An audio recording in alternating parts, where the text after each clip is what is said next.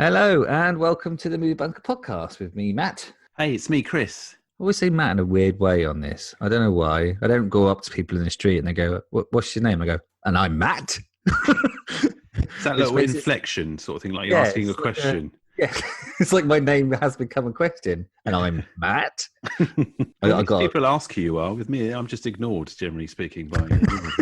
What's the Movie Bunker all about? Generally speaking, Movie Bunker is about finding the gem, the underrated film, the film that was cast aside by critics, but unfairly so. And we will watch it and then tell you that it's been unfairly cast aside. As of yet, on episode, whatever the hell this 60. is now. 61.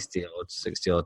We have not found it yet. We have found the critics to be normally quite right. Also, we get some fantastic guests in. Yeah, we get them to defend the honour of a critically panned movie that's been given the turkey status by maybe their journalist peers. We live and die by subscribers and people that write a review and tell their friends. So if you like the podcast, just make sure you go on social media and give us a follow. We're on Twitter, Facebook and Instagram. And, if you Google us, we're in tons of places. There's obviously quite a few places that just obviously take the Apple XML and just stream the crap out of it. So, Chris, you had a guest. Yes, it was my turn to speak to somebody.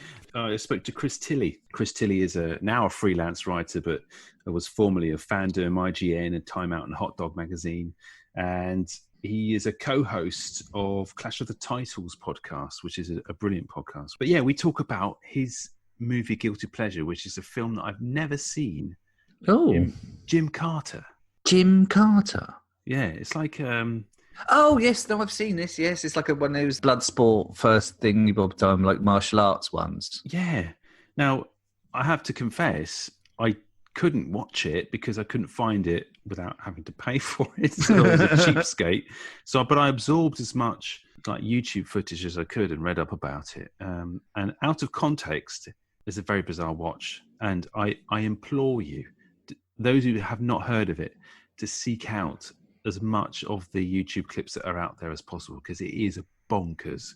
So it's a fascinating chat, and Chris Tilley's a really good guest because he's got a lot of film backgrounds. I must confess there was a little bit of a technical issue with my side of the vocal, but that's all right then. Nothing important. I've cleaned it up as best I can, but there's a tiny echo, and I don't know where it's come from. But anyway, I've got rid of most of it, but just hope it doesn't spoil your fun. And remember, after the interview, we have our feature piece. What is our feature piece? Oh, yeah, the new feature piece is What Happens Next, and it's our little thing. It's a zinger of a title. Yeah. So basically, we pick a film, and it's not a bad film. It can be a good film. We decide or think about the scenes immediately after the end of the film. So not the sequel part of it, not thinking about a sequel plot. No. But what would happen in the scenes directly after the end credits, or just before the end credits, if you like. And it's your turn this week, and what film have you picked? I've picked a current movie. I picked Us, which I watched over the weekend, and it was a good laugh. So here's the interview. Hi, it's Chris here from the Movie Bunker podcast, and tonight I'm delighted to be joined by Chris Tilley, who's a writer, film journalist, and co-presenter of Clash of the Titles podcast. Hi, Chris. Welcome to the podcast. Hi, Chris. Thank you for having me. I feel honoured to be on. The bunker overlords have spoken, lured you into the bunker to talk about quite a mysterious movie, I must say, something I've never ever heard of. What was your movie of choice? I have picked the 1985 action epic Gymkata. And it is an epic. We'll get on to the delights of Gymkata a bit later on. Talk about how you got into movies and writing. Well, I grew up being a movie geek, watching films like Gymkata throughout the 80s. I loved film and football and music, and I wanted to sort of see if I could find a job writing out one of those, and film was the one I kept coming back to. So I got a job a couple of years out of uni at a film magazine called Hotdog. I was lucky; it was my favourite magazine at the time. It didn't get the kind of access that Total Film and Empire got. It was a smaller operation, but it meant that we were a bit freer to say kind of whatever we wanted, and so we were kind of the naughty younger brother, sort of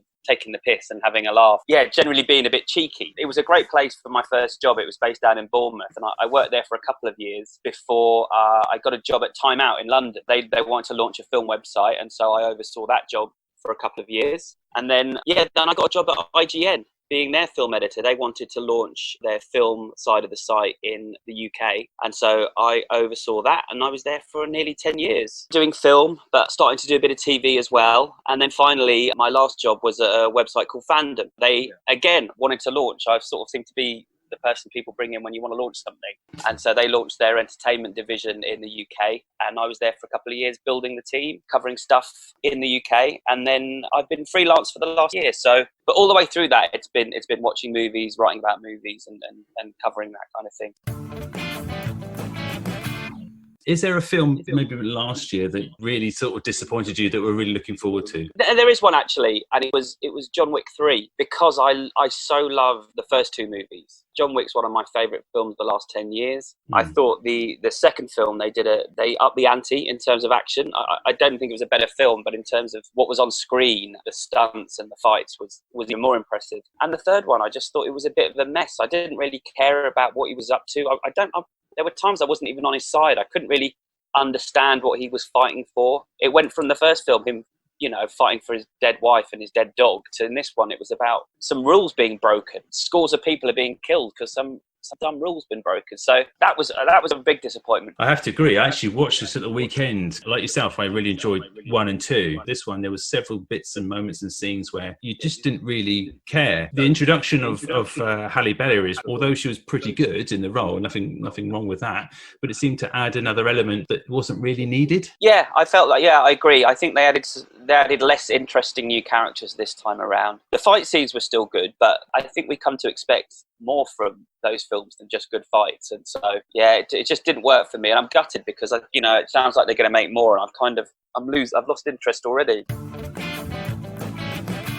Clash of the Titles podcast that you do, how did that happen? That came through a friend of mine, Alex Zane, who people might know. He presents the movie shows on Sky. He does the red carpets and presents the premieres in Leicester Square. And he, about a year ago, he wanted to do something of his own in film in terms of a podcast. And it was at just the time when I was looking to do something. So we met up, we had a bit of a brainstorm, decided we could work together, brought a screenwriter friend of ours, Vicky Crompton, on board. We came up with a premise that really gave us total freedom to really cover any kind of films we want, from bad films to blockbusters to art house. And so it's been really good fun. You have two films that can basically go head to head, not necessarily genre, but in terms of how the movie's pitched and some of the major themes. Sure, it's basically they've just got to have one thing in common, which gives us quite a lot of freedom. I mean, I quite like it when it's quite vague and very specific, the connection. Sometimes, more often than not, we've gone for something that's pretty obvious. So we did Ravenous and Bone Tomahawk. Those are all cannibal movies. Mm-hmm. But they were all cannibal movies that were period pieces set in the Old West, which was a lot of connection. We did The Hangover and Bridesmaids, which seemed like an obvious one, but was a fun one to go, the sort of male and female version of that story. We did Manhunter and Silence of the Lambs to see two very different approaches to Hannibal Lecter. We've done an obvious one like Deep Impact and Armageddon, where two films with the same premise came out in the same year. And just the last one we did was Rain of Fire and Pacific Rim, because I clocked that they're both set in 2020. And so we launched that one on New Year's Eve. Both those films will kind of predict what 2020 would be like, and they both got it wrong. And there's some good jumpers as well in that movie. Oh yeah, the knitwear. The knitwear, I think, has only been bested by Chris Evans in Knives Out recently. Yeah. The one episode I enjoyed as well was the Raid versus Dread. Yes, I'm still annoyed about that one. The main connection between these two is the fact that there's a tower, and you go from the bottom floor to the top floor. Yeah. The higher you get, the more affluent the villain is, I guess. Yeah, but it's like that video game premise where it's a series of end-of-level bosses the further you get up the building, and then at the end of each show we vote on which one did it better. And I'm still gutted about that one because Dredd beat the Raid. I was go to my grave saying that was incorrect. Well, why didn't we get a Dredd sequel? He was perfect for the role. I thought they got the tone just right. It didn't make enough money. I mean, Yeah. I was with the guy that wrote and basically directed Ali Garland the weekend it came out. And I said to him, well, it's done enough for you to get a sequel. He said it really hasn't. We needed, and he blamed it on them giving it an R rating, which, you know, was the school of thought at the time. Obviously, since then, we've had superhero movies with an R rating that have made a ton of money. For whatever reason, audiences just were not interested in that story at that time. Well, maybe they weren't ready for the R-rated superhero movie because it's not technically a superhero, but it's a comic book genre movie. Now it seems the studios are tripping over themselves to get the next R-rated movie pushed out and actually wanting and knowing that the fans are actually wanting something a little bit more grittier and gorier and swearier than what we've had for the last 10, 15 years of superhero films. Yeah, and I think everyone's been waiting for Netflix to turn around and offer them some money to do a Dredd TV series or something using the same actor. You know, the people that own Dredd, I think is it Rebellion? They've been talking about launching a TV show and building studios and doing that, but I feel like I've heard that story for the last 3 years. So yeah, well, look at The Mandalorian. I mean, there's similarities between the characters in a way that you don't see their faces, and it's kind of, he's a bounty hunter and Dredd is he's a law enforcer of a different kind. The two have very similar kind of tonally are quite similar in terms of how they could be approached on screen, or TV screen at least. No, agreed. I think maybe everyone's just overestimated how many people actually have heard of Judge Dredd and are interested in those stories, whereas with Star Wars you've got that USP and that built-in audience already. I guess if you were a 2000 AD person, you would Dredd and Road Trooper and all those other characters were kind of, it was an alternative to like the Marvel and DC. You were a British comic enthusiast, and they were kind of like the pinnacle of comics for the UK, I think, in my opinion. I agree. And what might help is that Duncan Jones, who made Moon and Source Code and Warcraft, has been working on a Rogue Trooper movie for the last couple of years. Yeah. I don't think that's got a start date yet, but he's assured me that that's going to happen. So that might help the cause. He keeps tweeting these little pictures and bits and pieces, doesn't he, about it? So, yeah, I'm really looking forward to seeing what he does with it. We can't dilly-dally anymore. We've got to get on to Gymkata. Are you sure you want to? His name? Kurt Thomas. His title, 3-time world gymnastics champion. His assignment, a secret mission for the United States government. His only weapon, himself. And that's all he needs. Combine the discipline, the timing, and the power of gymnastics with the explosive force of karate. And a new, all-powerful martial art is born. Gymkata. Kurt Thomas becomes Jonathan Cabot. He must penetrate a mountain fortress to compete in an ancient savage ritual. They call it the game. But nobody wins. And nobody lives. Until now. When gymnastics and karate are fused, the combustion becomes an explosion. And a new kind of martial arts superhero is born. Gymkata.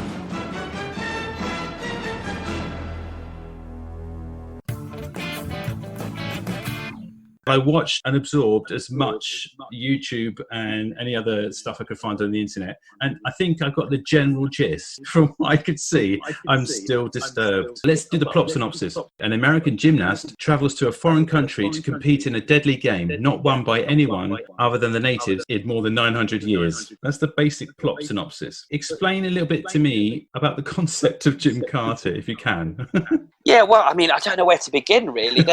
We've got to talk about the actor at some point, because I think that's where this all started. They cast a guy called Kurt Thomas as the lead. He's a guy who'd never acted, but he was a gymnast who'd earned 6 medals at the World Championships in 1979. And so the idea of Gymkata is it's an action movie that combines gymnastics with karate. The tagline was "The thrill of gymnastics, the kill of karate."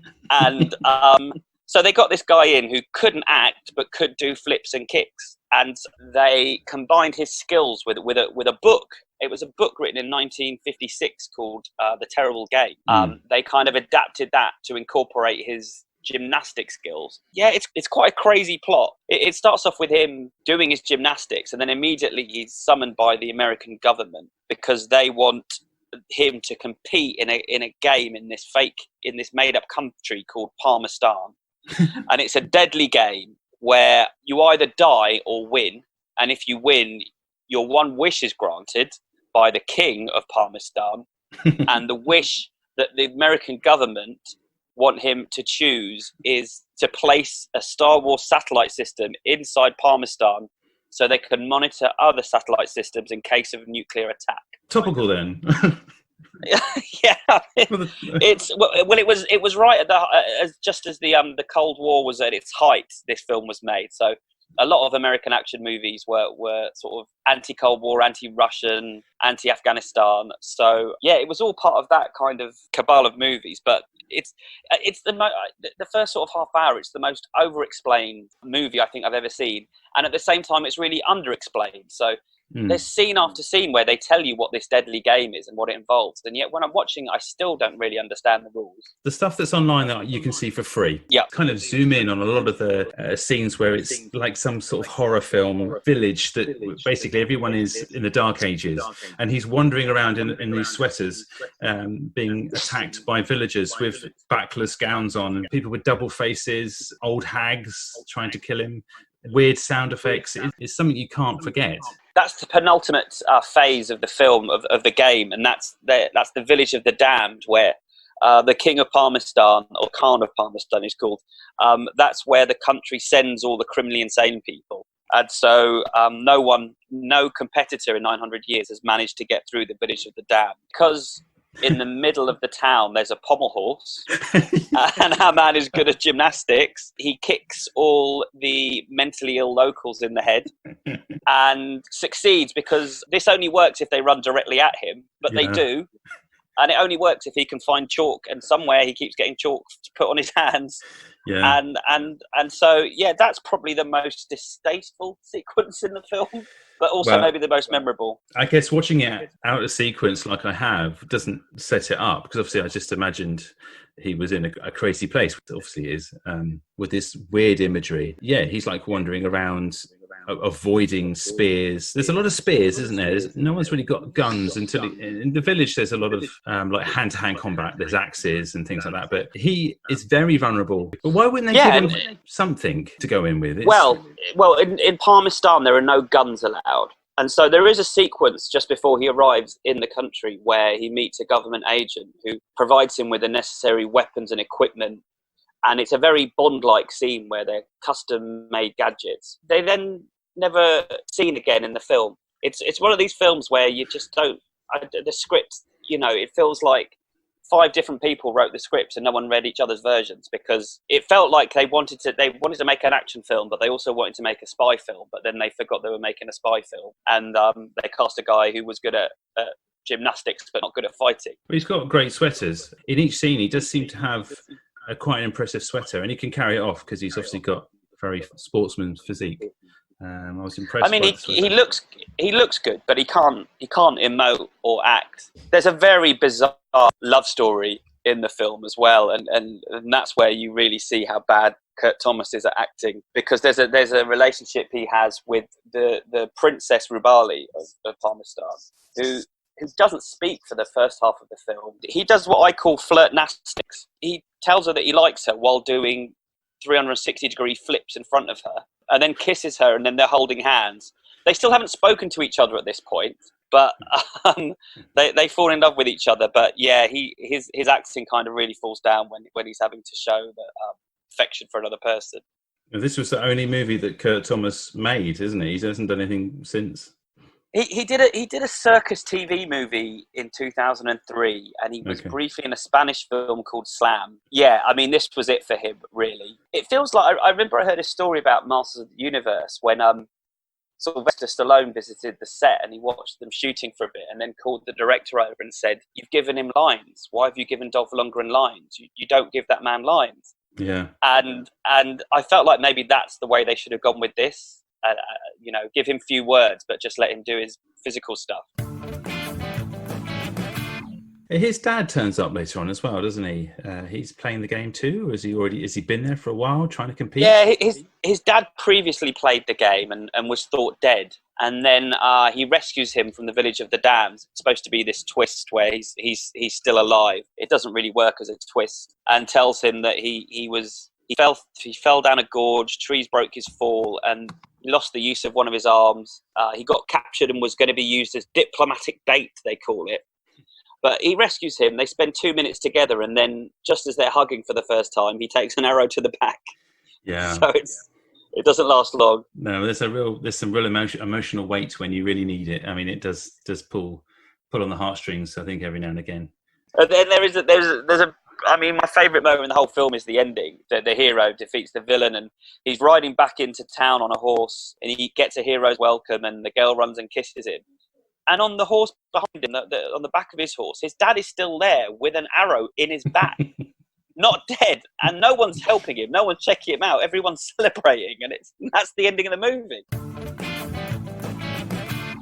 If you were to potentially recast and remake this film for 2020, have you got any ideas of how we would do this? Because I think it would work, wouldn't it? Well, I think there's two directions you could go in. You could do the semi-serious version, and there was a film in about 2005, a Thai film called Born to Fight, which I love, but it's even harder to track down than this one.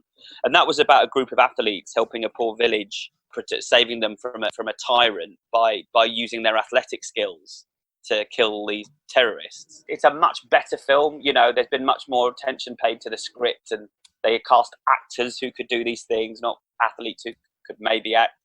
So I think you could do a serious version of it, or I think you could play it for laughs. You could, I don't know, cast Seth Rogen in the lead or something, and have a bit of fun with this premise of a star athlete being sent to. Well, I mean, I'm not going to do the plot again, but it's so ridiculous. I think you could. There's a funny version of it. Yeah, definitely. You almost have the underdog loser always coming last, like an Eddie the Eagle type scenario where he's never won a gold medal, but he goes and helps out some sort of, I don't know, Eastern European country to defeat the big bad. But maybe because you've also got athletes that are kind of like rock stars that are much more media savvy these days. So you could use someone like Usain Bolt or Michael Phelps, or Michael Phelps could be an Aquaman like character, and Usain Bolt could be like the Flash. I'd watch that. I think you should start writing some of this down, Chris. You've got some gold. What we normally do for our guests on the podcast is that you get a golden pass. So basically, any film that you do decide you want to discuss on the podcast gets free reign throughout the land. It's not buried in the bunker forevermore for consumption. So I think Gymkata needs to be seen to be believed. Film has progressed, if you know what I mean. It's kind of like it's one of those nostalgic things that you can watch and say, okay, right, this was a time, or this is a movie for its time. It reflects a lot of the same hopes and fears of the 80s and early 90s, and therefore should be seen because of that. It's a piece of archive footage, essentially, isn't it? Yeah, that's a really good way of putting it. It's got things in it that I think you wouldn't see in a film today. Like there's a scene about halfway through the movie where an extra very clearly gets hit quite hard by a horse. And it's kept in the film. It's kept in the film. I think nowadays they would reshoot that scene, and maybe that guy would have a big insurance claim on his hands. But in the Wild West of the 1980s, print it. It's not just a little shove; it's a full frontal horse. Yeah, I mean, I'm laughing now, but I hope he's not dead. No, I'm sure he's fine. Okay, Chris, look, it's been an absolute pleasure having you on talking about Gymkata, and I will recommend that anyone who's listening will go and hunt it down. I'll stick some links to some of the YouTube clips that I've enjoyed onto our social media and things, and try and encourage as many people to watch this fascinating movie as possible. It's best to be watched post-pub, is how I would. You definitely need to have a few gin and tonics in you, for sure. Where can we find you online and on social media and on your writings and bits and pieces? At Tilly Tweets on Twitter, if you want to read my ramblings. And other than that, it's just Clash of the Titles on wherever you get your podcasts. I think it's a fantastic idea for a podcast, and there's so many films in your episode list that I think the majority of people would see, and I've seen the film that it's pitted against, and actually will really enjoy how the two movies are played off against each other. So it's a great concept. Thanks much again, Chris, for joining us on the podcast today. Thanks a lot, Chris. It's been a real honour being in the bunker. I love it down here, and I'd love to come back again one day. You certainly will. Cheers, Chris. Good interview, Chris. As always, our guests are the best. They are good, aren't they? Thank you. Makes me want to watch that film again, because I can only barely remember it, because at the time I was just consuming these sort of low-budget karate films like an absolute behemoth, just like just trawling the oceans, sucking them up. And I've never seen any of them. I mean, I've thought it's just not a genre. I watched a lot of stuff with the Amblin and the 80s movies of those kind of ilk, All of Jean-Claude Van Damme, and then it was so many. Great era. And American Ninja. Oh, that was so crap. It was amazing. So it's feature time. It's feature time. Is it feature time for us? It's feature time. This is our thing and not for anybody else. I mean, I don't know whether anyone actually listens to this part of the podcast. Is it all about us, though, is it, Chris? Yeah. So us, a little pun there. Yeah, bloody hell. That was a long drop. So the movie Us. Okay, this is the film I've chosen to discuss. Now, it's spoiler-ridden, this little part of this part of the show. Yeah, and it's recent, so we definitely have to warn on that. Yeah. If you haven't seen Us, go and watch it and then listen to this part of the podcast. If you have seen it already, then just hold on, Chris. Give him some time. Go on, off you go. Oh, yeah. Come on, watch it. Come on. Right, welcome back. Come back. It was a quick film, isn't it? But yeah, a fascinating movie. Now, I'm a big fan of the director. Get Out was fantastic, and I really enjoyed it. Watched it again recently at the weekend because it's so watchable. Us, I found entirely engrossing and fascinating. So I thought, what a brilliant idea. And it had a great ending as well. It had a great ending, but, in terms of the ending, it leaves, like you say, so many questions unanswered. And for me, the main problem with Us isn't like the plot or the anything else. It's because actually everything on screen I thought was amazing. Problem with the movie is just the logistics of it. Like the logistics of the actual premise, I cannot understand. So basically, there is a doppelganger. Everyone in this part of America, or the entire of America entirely. Yeah, there's like a precursor on the credits that sort of say at the start, saying there are tunnels all under America and no one knows what they're for, kind of thing. And now then later on we're then led to believe that these are full of these mad, weird, crazy clones or some form of clonage, but also rabbits. But what I didn't understand, the rabbits are just the food though, right? I didn't get that part. Are they? Yeah, they're just the food. So they breed the people and then they have the rabbits. Because remember, when she first sits down and talking like that. Yeah. Oh, how did she do that for so long? Bloody hell. Brilliant. She's brilliant in it, I must say. She is brilliant. I mean, all of the people, when they're playing their sort of evil selves, are amazing because you'd almost not unrecognizable. But she did mention that all she eats was cold, raw rabbit. And I had a problem with that as well, because there is a thing called rabbit starvation, where people through history have actually died despite gorging themselves purely on rabbit. Bloody hell. I didn't know that. But they're neutrally deficient. You can't, unless you eat the heads. I think if you eat the heads or suck the eyeballs out, eyes and brains are always good, aren't they? Yeah, then you're okay. But if you only eat the flesh of a rabbit, you will die. It's a good fact, so I'll bear that in mind. No worries. The other logistical part of it is, okay, if they're only eating the rabbit, there's no... the area that they were living in was so clean and tidy. There was no issues of. I just don't understand, where did the waste go? How were they fed? Who looks after them? Where did the clothes come from? And they were doing the exact same thing as the people above them on the ground were doing, right? So how did they? Is it just mentally that they knew that was happening? Because they were connected somehow. And then when the boy makes the other boy walk into the flame by walking backwards. Yeah. It's like, why all of a sudden did that work? Yes. So, do you know what? Some of it's coming back to me, making a little bit more sense now. If they were connected, they would have been mirroring in each other. up and above, below and above ground. But I still don't understand why he. Yeah, because he's a great little character as well. But Little yes, dog boy. Yeah, at the end of the movie, Right. Yeah. So 7 scenes. So the film's finished. Yeah. Pretty much. So the last things we see, correct me if I'm wrong here, so they've kind of escaped. There's been a big reveal, which has only been revealed to the audience, in that the mother is actually one of the others that escaped as a child and swapped with the upper. I don't know what you call them. That works.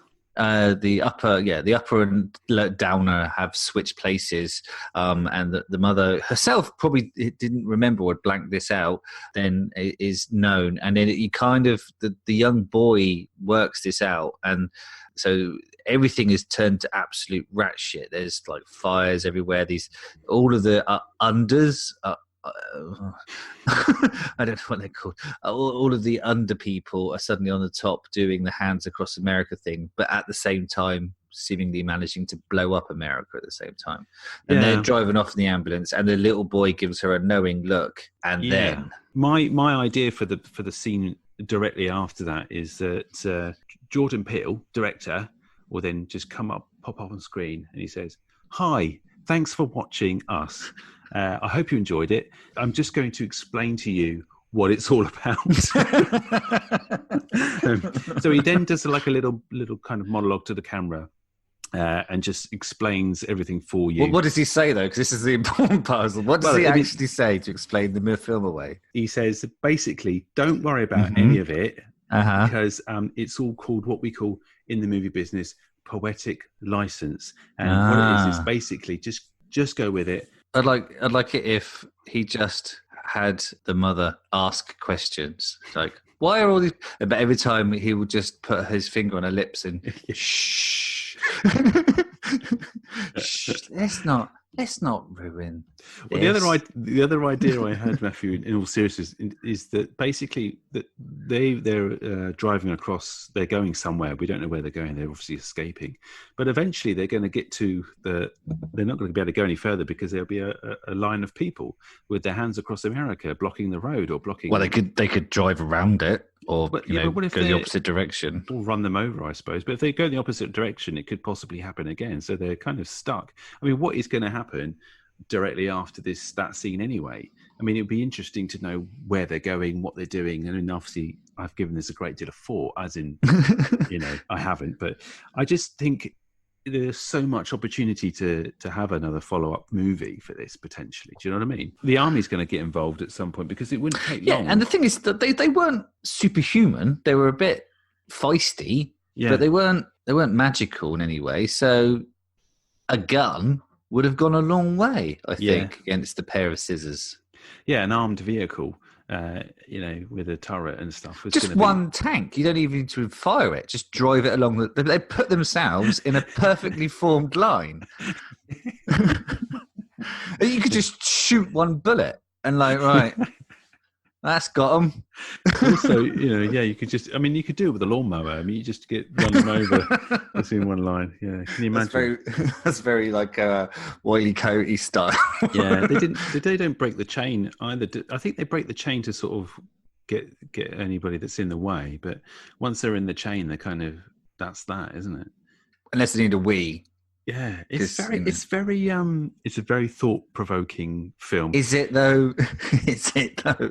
I mean, I did enjoy it. I did enjoy it. I did enjoy it, but I did enjoy it. I'm telling myself I did enjoy it. But yeah, someone either a lot cleverer than I am, which isn't hard to find, needs to explain to me exactly the things, or everyone just needs to agree that it's a little bit of style over substance and that it's a beautifully made, acted, suspenseful film which makes fuck all sense. And it's spooky too as well. Yeah, I had to come downstairs afterwards and turn the heating off because I forgot I'd left the heating on, and I didn't like that very much. No. If I'm honest, I thought the little fucker was in the kitchen. or you come face to face with yourself going,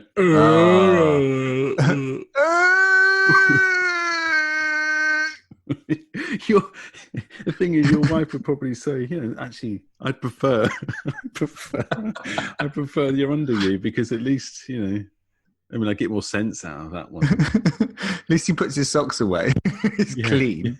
After he eats his rabbit, he cleans up after him. He knows where the fucking dishwasher is. Anyway, people listening to this podcast will probably think, actually, we are probably hosting from the. What we should do is next week is present the podcast completely in the style of the Unders, and just like.